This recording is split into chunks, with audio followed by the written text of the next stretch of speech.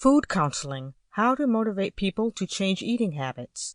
Food education. Written by Roberta Graziano. Narrated by Leigha Nixon. Published by TekTime.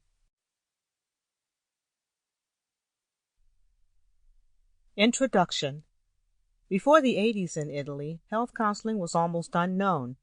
The term counseling was used only with reference to more extensive clinical counseling in very specific areas.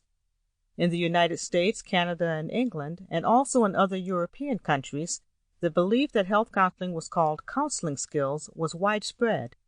It even began to think that having high-level communicative and relational skills was a duty of every health professional. This new way of conceiving health care has little or no criticism.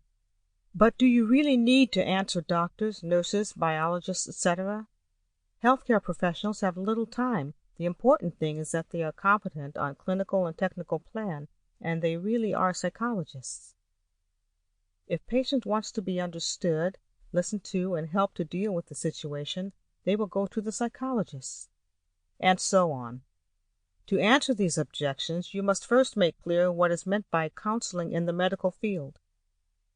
According to the World Health Organization, counseling is a process that, through dialogue and interaction, helps people solve and manage problems and make decisions. It involves a customer and a counselor. The first is a subject who feels the need to be helped.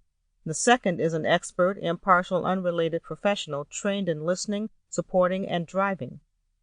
According to the British Association for Counselling, however, counseling is meant as the use of a skilled and structured relationship that develops self-awareness, acceptance of emotion, growth, and personal resources.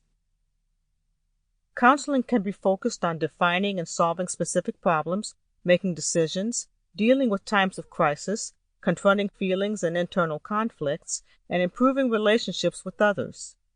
The counselor's role is to facilitate the client's work so that it respects its values, personal resources, and self-determination capability.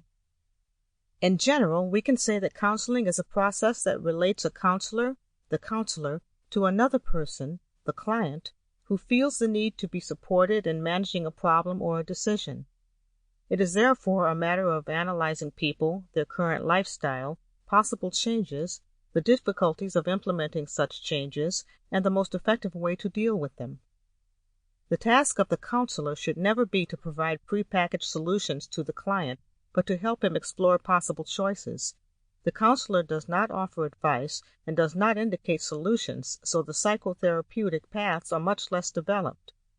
His job is to support the person who asks for help in finding ways of changing situations that have become tedious and a source of discomfort. The aim of the intervention is to activate the client in the path of change towards the goals he sees possible and achievable.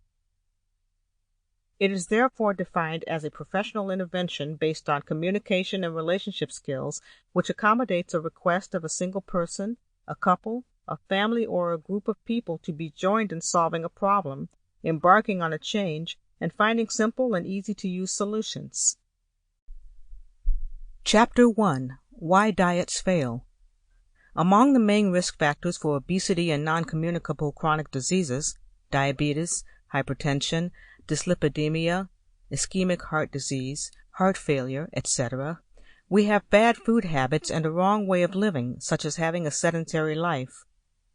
The limited efficacy of the prevention and treatment programs of weight gain and sedentariness is due to the fact that the problem of obesity, in its multifactoriality, has to be addressed, taking into account the behavioral, relational, motivational, psychosocial, and environmental factors that lead to obesity, and no longer seeing it as a single pathology.